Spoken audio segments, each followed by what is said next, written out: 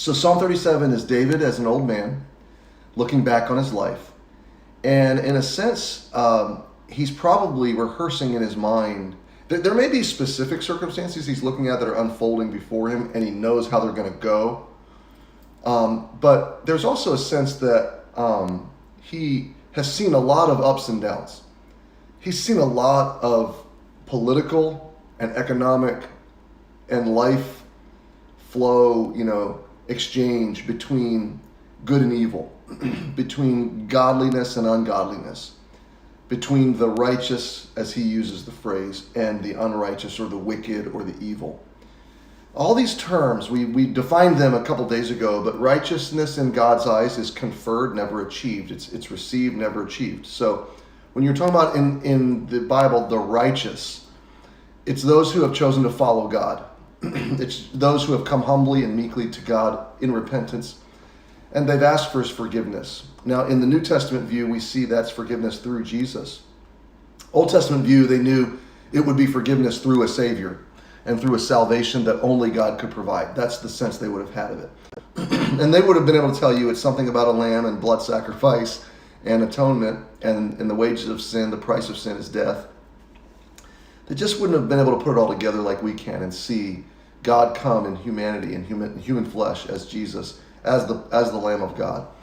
And it took time for God's plan to materialize. And that is how God does things. It takes time for his plan to unfold. And what David is trying to teach us here is how to place ourselves inside the framework of earthly life and human events, the collision of human governments, human leadership, oppressive people, wicked people, ungodly people. How do people that follow God, how do they respond to life? He's giving us a worldview. And one of the ways he's doing it is today's reading especially, he's going to contrast the wicked and their practices and their future, their outcomes, versus the godly or the righteous or those that follow God, and how God is working in all these things and how he's going to bring justice. He's going to reckon with the wicked and he's going to reward the righteous. Again, not a behavior-based thing, a grace-based thing. The wicked, those that reject God's grace. The righteous, those that receive God's grace. Isn't that amazing? We're so used to thinking of righteousness and wickedness in terms of what someone's done. That person is wicked because they did this or do this. It's not only about doing. In fact, it's not first and foremost about doing. It's about receiving or rejecting God and his grace and his mercy and forgiveness.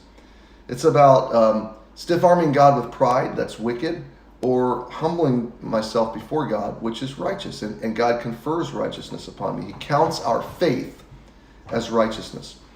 So the first thing David says is don't get worked up. If I were doing a message outline, so far, verses 1 through 3 would be don't get worked up, because he uses the word fret. And again, I told you before, we look for words that repeat, right?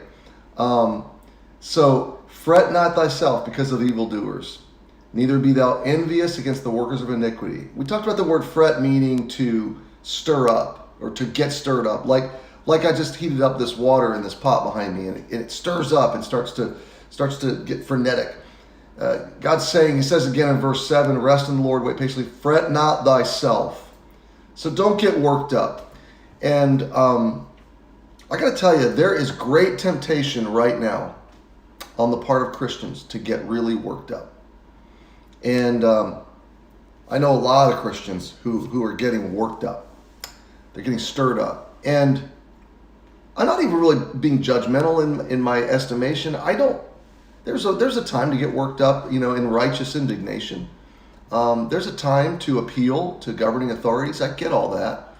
There's even a time to disobey authorities. I mean, if Nebuchadnezzar says you got to worship me and not worship your God, well, I'm sorry, I'm worshiping my God. If the high priest and the leaders say stop preaching Jesus, or we'll throw you in prison, I'm sorry, I'm preaching Jesus. But no one's doing that. They're telling me, stay safe and protect your church family and be patient. This is going to pass sooner than later. So anyway, there's a lot of temptation to get worked up, whether it's politically, watching the talking heads, whether it's socially, just eager for our state and our country to open up, or whether it is conspiratorially, almost like looking between the lines and behind the scenes and imagining all the conspiracies that are unfolding.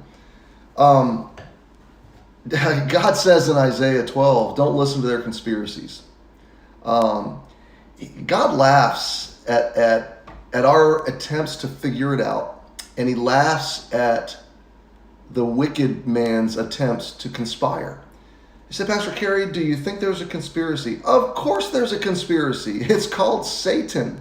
Satan is conspiring against God. And he is being permitted to do so for a short time, for a little while. We wrestle not against flesh and blood, but against principalities and powers of darkness. The weapons of our warfare are not carnal, fleshly, earthly. They're spiritual, to the pulling down of strongholds. The devil is as a roaring lion who walketh about seeking whom he may devour. So absolutely there's a conspiracy of Satan against God. And absolutely it's going to all be brought to nothing, and God's going to laugh. So really verses 1 through 3, 1 through 7 probably, just one of the points would be don't get worked up, okay? And my second point would be something along the lines of give God time to work, like trust him, calm down, focus on what's in your power to do good. Verse 3, trust in the Lord and do good. Delight in him, and let him unfold the desires that you have, the good desires that you have that are stirring you up. Delight yourself in the Lord and let him give you those desires. Commit your way unto the Lord. Trust also in him and let him bring it to pass. And I'll tell you, 2 days ago, when I'm thrust between, so many opinions, and certain states churches are defying the government, certain states churches are suing the government, other states churches have freedom to open up, and in our state I just haven't felt led to have a press conference or sign a petition or go to court because my sense is that number one, our leaders are trying to do their best, and number two, that God is moving behind the scenes, because that's what he seems to be telling me from his word. Well, I found out he is after I've been teaching all this. I found out last night that he is, and it was such an awesome moment of God just giving me a little peek behind the curtain of what he's doing and the way he's doing it. And I don't have time to tell you this morning, but how he's doing it is remarkable. So God says, commit your way, delight, wait patiently for him. He shall bring it to pass. He shall bring forth thy righteousness as the light. Now, the sense there, and thy judgment as the noonday, is that I think there's two senses. The first is God's going to validate that you're his, that he's declared you righteous. And that's going to rise to the surface in the middle of the day. Justice and judgment are going to fall in your favor if you've placed your faith in God. The second sense is vindication, okay?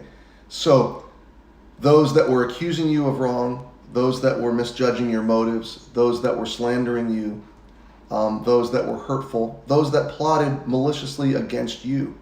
I've never had a lot of that done to me. I've had some of it done to me. Maybe you've had something much worse, somebody really backstabbing you. In the secular workplace, it's so common. And in our world, wicked people plotting against each other, it's such a common thing. Even in America, right? So verse 6 is God's going to bring right to light, and he's going to vindicate good judgment. I heard one person say one time, when your work speaks for itself, don't interrupt. And the idea there was don't get into the fray, don't get stirred up, don't get self-defensive, don't feel like you've got to always win every argument and justify yourself with everybody.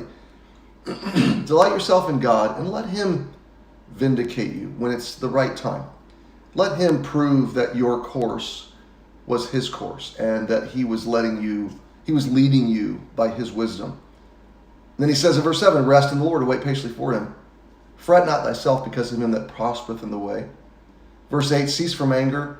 Fret not thyself, again, third time, fret not thyself in any wise to do evil. Don't do the wrong thing. Getting stirred up, it leads you to do the wrong thing. Verse 9, for evildoers shall be cut off, but those that wait upon the Lord, they shall inherit the earth. Now, he's going to start the contrast you'll see here. For yet a little while the wicked shall not be. Yet a little while. That's the phrase that I spent the most time on yesterday, and that God just kind of seized my heart with, that, hey, Cary, just a little longer. Just a little while. Yet a little while the wicked shall not be. Yea, thou shalt diligently consider his place and shall not be. But the meek shall inherit the earth and shall delight themselves in the abundance of peace. Look at verse 12 now. The wicked plotteth against the just. There it is. The same concepts, wicked versus righteous, wicked versus just.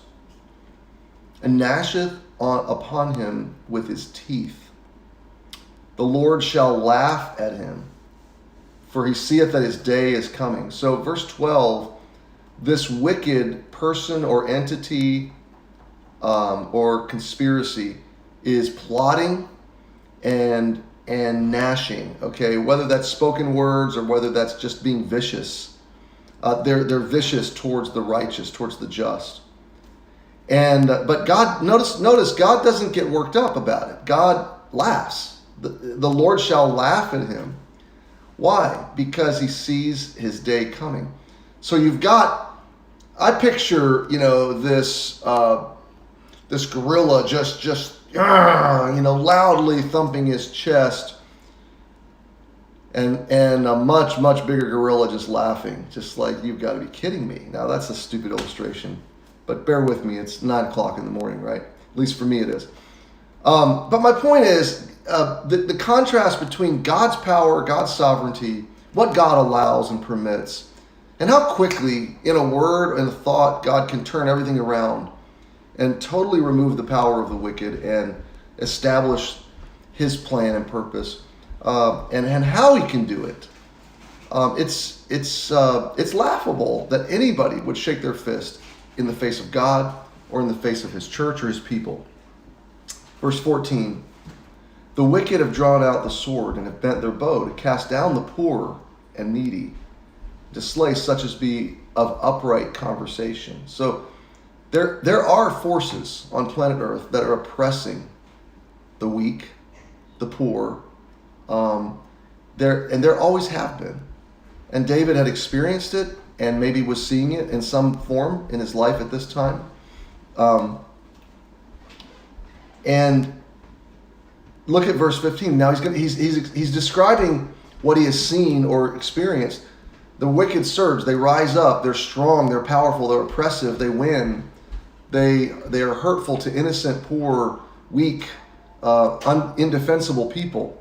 And by the way, one thought I had this morning is so many generations of humanity and God followers have not had any recourse.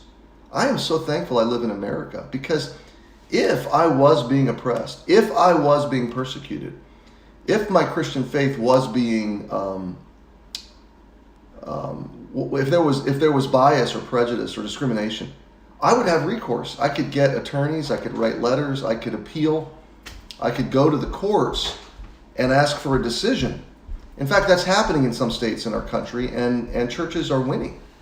Where there's legitimate overreach by the governors, where they're legitimately letting some gatherings but not churches, where there's legitimate discrimination, the governors are losing. And that's working in our favor, by the way, in Connecticut, because Connecticut's trailing behind some of these states, and so our governor is able to see how these conversations are going in other states, and he's learning there's a path that's wiser. Anyway, I don't want to go down that road too far. Verse 15, God turns it right around. So verse 14, the wicked are strong and mighty and winning. In verse 15, their sword shall enter into their own heart, and their bows shall be broken. God is masterful at taking the weapons of the wicked and using them against them, taking the plans of the wicked and turning them right around on their head. You remember we studied Hezekiah and the threat of Sennacherib and the 185,000 soldiers that Sennacherib surrounded Israel with and was taunting and scorning, your God can't deliver you. And then in one night, God wiped out the entire army. They just 185,000 soldiers dead by the angel of God that wiped them out in the middle of the night. And Sennacherib wakes up and his army is totally dead. Imagine that, this pagan king. And he walked home with a handful of people, walked back to Nineveh himself, and ends up being murdered in his own temple of his own gods. His own sons killed him. But God, in one night, God totally reversed a situation that seemed absolutely impossible.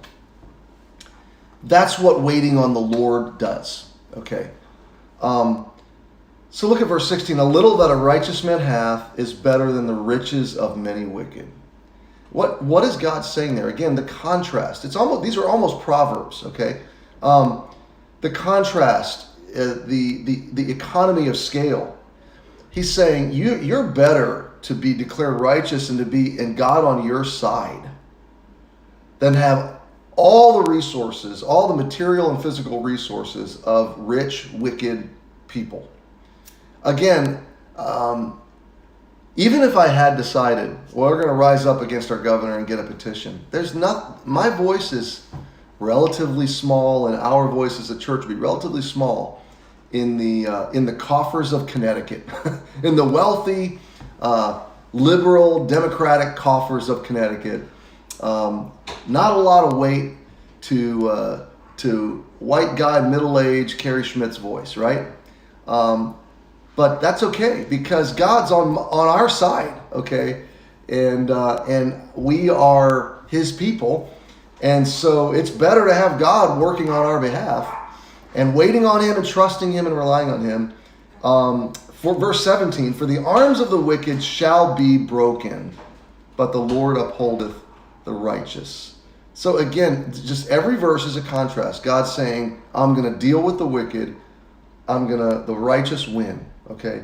When this is all, what do I see here? I see that God is unfolding a major plan, a master plan, not just in a pandemic, but globally and cosmically in all of time in the ages. And that He is always in control and He is always standing in defense of His people. Verse 18, the Lord knoweth the days of the upright, and their inheritance shall be forever.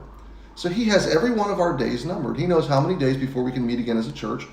He knows how many days before our whole church family will feel comfortable meeting again.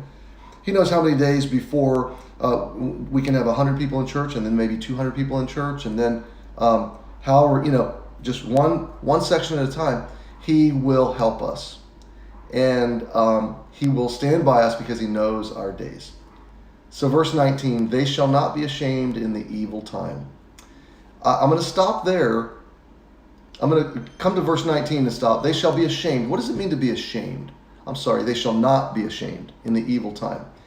To be ashamed is to be put to shame, to be put down, to be cast down or judged, or in some way forsaken, okay? And what God is saying is, there's not a time on planet Earth, if you're mine, if you're my righteous, there's not a time you're going to be put to shame. There's not a time you're going to be without help or without hope. In the days of famine, they shall be satisfied. God says, even when there's a famine, I'll take care of you. Now see, David has a lot of history of Israel to look back on. And he's seen God feed people in famine. Going all the way back to Joseph, right, in Egypt, and Jacob and his brothers. You meant it for evil, God meant it for good. What was God doing in all that injustice? He was feeding Joseph's family. And I've often thought, what if Joseph got impetuous and started demanding his rights? And what if Joseph fought the plan of God? And I'll tell you the harder question, and this is a good one for us to think on today. When do we know whether to accept what God is doing providentially and patiently persist versus standing up and fighting? When do we know? And that's a really good question. Because we see God followers in the Bible sometimes standing up and resisting. We see sometimes them standing up and resisting against the will of God. Peter thought he could save Jesus by chopping off Malchus's head, missed his head, got his ear. But that's certainly a time where Jesus said, "Put your sword away." So when is it right to stand up, yell and scream, and fight for our rights? And when do we let God do the fighting? And when do we decide the battle is the Lord's? I don't know that there's a recipe for that. All I know, and I'm certain of at this point, is that God is telling me, sit down and rest. Plan, look forward to your reopening. But this battle is mine.